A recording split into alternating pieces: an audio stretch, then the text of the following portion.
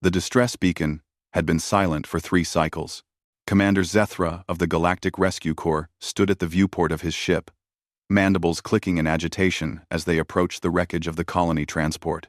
The vessel had crash-landed on Vareth 7, a Class 4 death world, known for its hostile fauna and unforgiving terrain. Initial scans had detected no life signs. The scouts had confirmed it, no survivors. Yet protocol demanded they retrieve the bodies, catalog the dead, and notify the families across a dozen star systems. It was the least they could do for those unfortunate souls who'd drawn their last breath on this emperor-forsaken rock. Commander, his second officer, a methodical Klendathu named Rixvel, approached with his datapad. The scouting team has found something unusual. Zethra's head crest flared with interest. Unusual how?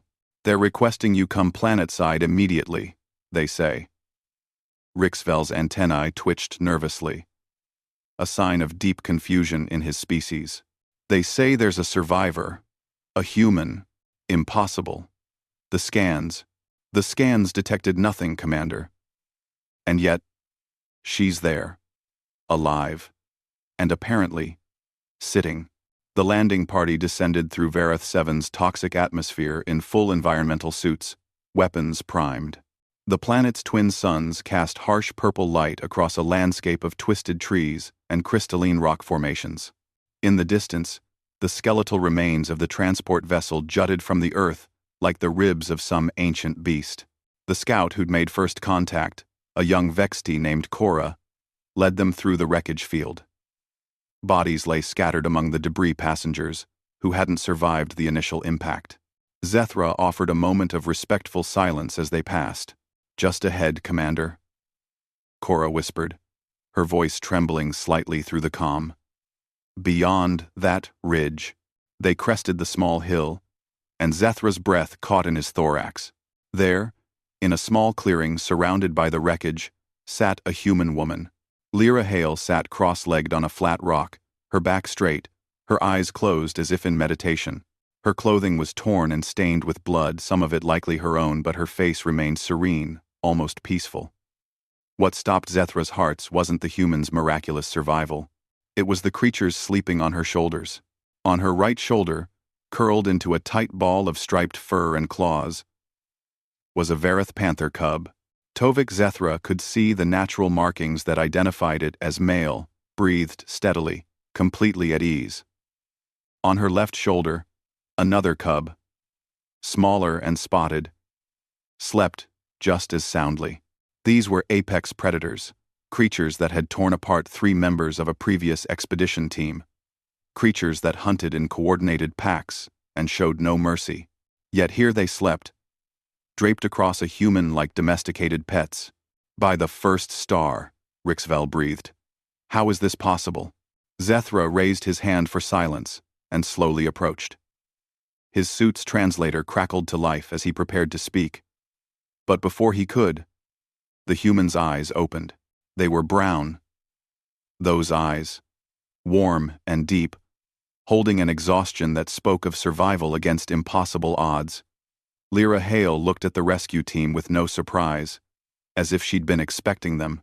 "Took you long enough," she said softly, her voice barely above a whisper. "Keep it down, though. They just fell asleep." Zethra's translator struggled with the casual nature of her words. "Miss Hale, I presume? We're here to rescue you. But we must ask, how are you still alive? And those creatures, Tovik and his sister, you mean?" Lyra shifted slightly, careful not to disturb the sleeping cubs. "They saved my life, actually. After the crash. Saved your..." Zethra couldn't process this. "Madam, those are Vareth panthers. They're Class A predators. They should have killed you immediately." A small smile played at Lyra's lips. "Should have. Didn't. And..." Rixvel stepped forward, his scientific curiosity overriding his caution. "What happened here?" Quote, Lyra took a slow breath, her gaze drifting to the wreckage behind them. "After the crash, I was one of the few still conscious. I could hear others dying, and I I couldn't save them. I tried, but... Her voice caught for a moment before steadying. Then I heard crying. Not human crying. It was coming from outside the ship. She gestured with her chin toward a crevice in the rocks nearby. Their mother had been killed in the crash. Our ship fell right on top of their den. These two were trapped, crying for help. I pulled them out. You saved predator cubs, Zethra stated, still struggling to comprehend. They were babies crying for their mother. Lyra replied simply. What was I supposed to do? Most species would have left them, Cora said quietly. Lyra's eyes hardened slightly. I'm not most species. Over the next few minutes, as the team set up a perimeter and called for medical evacuation, Lyra explained the rest. How she'd fed the cubs using emergency rations mixed with water. How she'd kept them warm during the freezing nights, using body heat and salvaged thermal blankets. How, when adult panthers came investigating the crash site, they'd approached cautiously, but hadn't attacked, as if they recognized that this strange creature had saved two of their young. They brought me food, Lyra said, wonder still evident in her voice. Actual prey. Left it at the edge of the clearing like an offering. I was delirious from dehydration by then, but I managed to start a fire using ship components and cook it. That probably saved my life. Zethra watched as his medical officer cautiously scanned the human from a distance. You're injured. Multiple lacerations, possible concussion, severe dehydration. You should be dead. Probably, Lyra agreed. But Tovik here kept me warm. And his sister, I've been calling her Mira, she'd wake me up whenever I started to drift off into what might have been my last sleep. She gently stroked Tovik's head with one finger. The cub's ears twitched, but he didn't wake. They needed me. So I stayed alive. As the medical team prepared to transport Lyra to the ship, she refused to move until they assured her the cubs would be safely returned to their pack. I didn't survive 3 days on a death world just to let them become orphans again, she said firmly. Zethra found himself clicking his mandibles in what his species considered a laugh. Miss Hale, I've been in rescue operations for 20 standard years.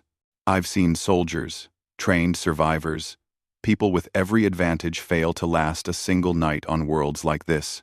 Yet you, a civilian transport passenger, not only survived but befriended the very creatures that make this planet lethal. Lyra finally stood, carefully transferring the sleeping cubs to a makeshift bed of soft fabric from the wreckage. Commander, where I come from, we have a saying. Humanity survived ice ages, plagues, wars, and our own worst impulses. We didn't get this far by giving up when things got hard. She looked back at the cubs one last time. Besides, they were just babies who needed help. That's not about being human. That's about being decent. As the transport lifted off, Zethra watched the human sleep in the medical bay, finally allowing herself rest. On the view screen, he could see the clearing below, where 2 panther cubs had awoken and were being retrieved by their pack alive because one human had refused to give up. Later, Rixvel would approach him with the mission report. What do I write, Commander? How do I explain this to the Council? Zethra thought for a long moment. Write the truth. Write that scouts reported no survivors. Write that they were wrong. And write that perhaps we've underestimated what humanity means by the word survival. In the medical bay, Lyra Hale slept peacefully for the first time in days, a small smile on her face.